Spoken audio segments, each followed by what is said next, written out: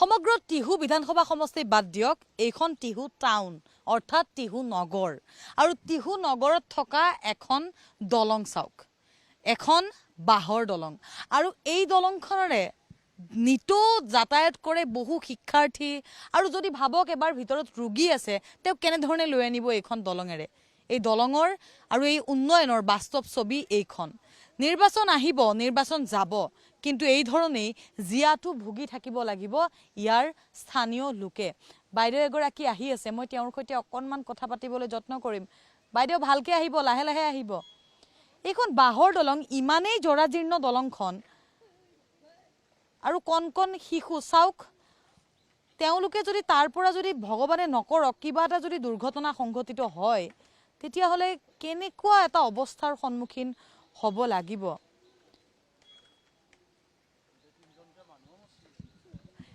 বাইদেউ ইয়াতে মানুহ ঢুকাইছে দলঙৰ পৰা পৰি ঢুকাইছে দলঙৰ পৰা পৰি ঢুকাইছে বাছাই নাই আৰু এটা এক্সিডেন্ট হৈ তাৰমানে জঠ হয় বিৰাট টান এই অপাৰেশ্যন কৰি ভাল কৰিছে দি পৰি ফেলে ইমান দ আৰু এইখন বহুত দ আছে ন বহুত দ আছে বিৰাট টানে কিমান দিন টানে হেৰি কৰি আছো দলংখন হোৱা নাই আমি তিৰতা গেলাই পইচা তুলি বাঁহ তুলি ইনকে আমি হেৰি কৰিছিলোঁ তাৰপিছত আৰু ভাঙি আহিছে বাঁহৰ দলং কিমান দিন থাকিব মানে এই দলংখন ৰাইজে পইচা তুলি আমি তিৰতা গেলাই মহিলা গেলাই ঘৰে ঘৰে পইচা তুলি ফেলে আমি নিৰ্মাণ কৰিছোঁ এই কামলা লোকে আপোনালোকৰ উন্নয়ন এই দলংখনটো এতিয়ালৈকে এনেকুৱা হৈ আছে আচৰিত কথা টিহুত তাৰমানে কিয় জিৰানে নহয় ভাবিয়ে নাপাওঁ আহি ৰঞ্জিত ছাৰেও আহি গৈছি চাই গৈছি কিন্তু হ'ব বুলি কৈছি কিন্তু নাই ইটাকলৈকে দেখা দেখিয়ে নাই আৰু ভিতৰৰ পৰাতো এই গাঁও কেইখনৰ পৰাতো বহুত ডাঙৰে আৰু আমাৰ গাঁওবুঢ়াটো এই সেই ঘৰত আমিতো যাবই লাগিব আমাক লেখা পঢ়া লাগিলে প্ৰমাণ পত্ৰ লাগিলে আমি যাব লাগিব আমি যা অসুবিধা কেনেকৈ যাওঁ সমস্যা বহুত সমস্যা এতিয়া দৌলতে হ'ব পাঁচদিনা দৌল হ'ব আমি এতিয়া ঘূৰি ঘূৰি যাব লাগিব কেনেকৈ যাম আমাৰ উপায় নাই দলংখন মুঠতে লাগে আৰু নাজলেওতো নহয় যাবাই লাগিব সিপাৰ আমি নাজলে নহয় না যাবাই লাগিব এতিয়া আমাক দলংখন লাগে আৰু জিংকে কি নহওক তেওঁলোকে কৈছে সেইফালে যাবই লাগিব আমি কাৰণ তাতে মানুহ আছে তেওঁলোকৰ সৈতে এই গাঁও অঞ্চলৰ যাতায়ত যাবই লাগিব তালৈকে কিন্তু দাদা অকমান ইফালে আহকচোন মই কাৰণ আপোনালোকৰ সৈতেও কথা পাতো অকমান আহক ইফালে আহক অকমান এই কওকচোন আপুনি কওক এই মই আচৰিত হৈছো এনেকুৱা যি সময়ত উন্নয়নৰ ডাঙৰ ডাঙৰ কথা আমি শ্লোগান দেখো উন্নয়ন হৈছে অসম মালাৰ আঁচনি আহিছে ৰাস্তাটো ভাল নহয় ইয়ালে অহা তাৰ লগতে এই দলংখন এই উন্নয়ন টিহুৰ এয়া প্ৰকৃত উন্নয়ন নেকি হেল্ল' মই মানে ইয়াৰে স্থানীয় মানে যুৱক কুমুদ শৰ্মা অৰ্থাৎ গাঁওখনৰ মই সম্পাদক হিচাপত কথাটো কৈছোঁ যে ইয়াৰ আগতে তাৰমানে আমাৰ এই দলংখন ইয়াতে হোৱা কথা আছিল কিন্তু ইয়ালৈ তাৰমানে বাৰে বাৰে ইয়াত চৰকাৰ আহিল মন্ত্ৰী MLA আহিল কিন্তু এইখন দলঙৰ প্ৰতি কোনোৱে গুৰুত্ব নিদিলে বেলেগ ঠাইত দলংখন হ'ল ইয়াত কোনোৱে গুৰুত্ব নিদিলে যাৰ ফলত তাৰমানে আজি জমৰ যাতনা জীয়াটো ভুগিবলগীয়া হৈছে কণ কণ শিক্ষাৰ্থীসকল বিদ্যালয়লৈ আহিব নোৱাৰা হৈছে বাৰিষা দুৰ্বিষহ জীৱন কটাবলগীয়া হৈছে ইয়াত কৰি দুখৰ কথা কিবা আছে নেকি গতিকে মই ভাবোঁ যে আগৰ যি গ'ল এতিয়া আমাৰ 40 নং বিধানসভা সমষ্টিত পাতলি ছাৰ আহি আছে তেওঁলৈ বিনম্ৰ অনুৰোধ যাতে এইখনৰ এটা দলংখনৰ এটা ভাল এটা ব্যৱস্থা কৰি দিয়ে যেন ইয়াত আগৰ মানে পূৰ্বৰ এটা ৰেকৰ্ড মতে ইয়াতে দলংখনৰ কাৰণে 3জন শ্বহীদ হৈছে গতিকে এইবিলাক আমি কথাটো বাদ দিলোঁ দলংখনৰ কাৰণে 3জন মানুহৰ মৃত্যু হৈছে গতিকে এইখনৰ ঠাইত অলপ আগলৈকে নি এটা ভাল পথেৰে দলংখন দিয়ক আমাৰ জাগা আছে তালৈ মানে দলংখন আনি আমালৈ ইয়াতে দিয়ক দিলে ৰাস্তাটোৰ লগত সংলগ্ন হ'ব কাৰণ ইয়াত মানুহখিনিৰ লগত আমাৰ সিপাৰৰ মানুহখিনিৰ নিবিড় সম্পৰ্ক আছে য'ত নেকি তাৰমানে এই দলংখনৰ কাৰণে তাৰমানে আমি অহা যোৱা কৰিব নোৱাৰা হৈছোঁ দূৰলৈ ঘূৰি যাব লাগে হালদিবাৰীৰে আমি আগলৈ ঘূৰি যাব লাগে গতিকে মই এটা বিনম্ৰ অনুৰোধ কৰিছোঁ আমাৰ পাটোৱাৰী ছাৰক যাতে দলংখনৰ এটা সুব্যৱস্থা কৰি দিয়ে এইখিনি আমাৰ গাঁও উন্নয়নৰ ফালৰ পৰা ক'বলগীয়া কথা তেওঁলোকে কৈছে যে উন্নয়ন হ'ব লাগে আৰু ইয়াতে যেহেতু নিৰ্বাচন আহিছে গতিকে জনপ্ৰতিনিধি আকৌ আহিব যাৰ যাৰ নাম চৰ্চা হৈছে তেওঁলোকৰ কথাসমূহ কৈছে যে তেওঁলোকে যাতে উন্নয়ন কৰে কিন্তু চাওক কান্ধত এনে ধৰণে এটা গধুৰ খৰি লৈ আহিছে তেওঁ আৰু খৰি লৈ আহি এনেধৰণেই এইখন দলঙেৰে তেওঁ পাৰ হৈছে।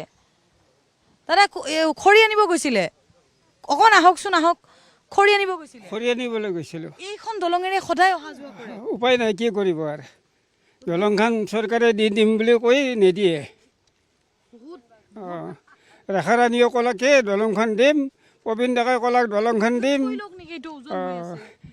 এই ৰঞ্জিত দাসেও ক'লাক দিম, কিন্তু দলংখন নিদিয়ে।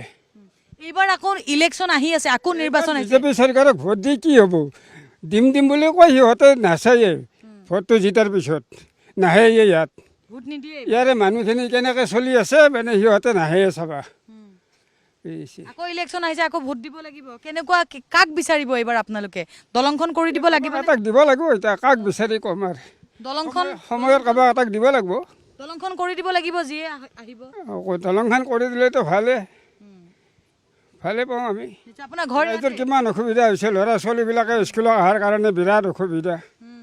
কিবা এটা মানুহৰ কিবা এটা অসুখ বিসুখ হ'লে দৌৰি যোৱাটোৰ কাৰণে বিৰাট অসুবিধা। বাৰিষাতো বানপানীয়ে হয়, বানপানীতো দলংখন তলে যায়।